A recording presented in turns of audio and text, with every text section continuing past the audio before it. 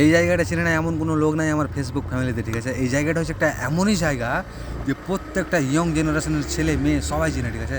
তোমরা দেখেই বুঝতে পারছো এটা গান্ধীঘাট। এখানে গান্ধীজি এসে তার গার্লফ্রেন্ডকে নিয়ে 5-6 দিন ঘুরে গেছে, ওটার জন্য এখানে নাম পড়েছে গান্ধীঘাট।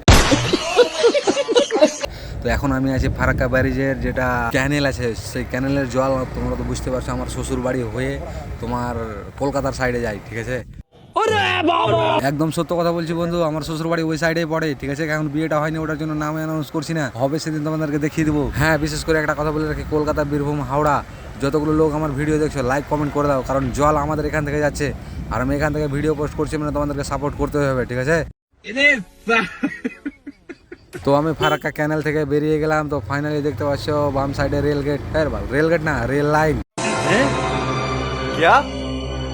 क्या बक रहे हो मादरचोद? এসিপি প্রদ্যুমান ভাতিয়া এরকম ভাবে মুখের ভাষা খারাপ করতে হয় না। ওই শালা ফের হাসছে দেখো, তো হেসে টেসে কোনো লাভ নেই ভাতিয়া। আজকের ভিডিও এখানে শেষ। তো নেক্সট ব্লগ দেখার জন্য কমেন্টে তোমাদের মনে যেটা আছে ওটাই লিখে দাও, কারণটা হচ্ছে তোমরা তো নিজের বাপ মায়ের কথা শোনো না, তো আমার কথা বাল শুনবা।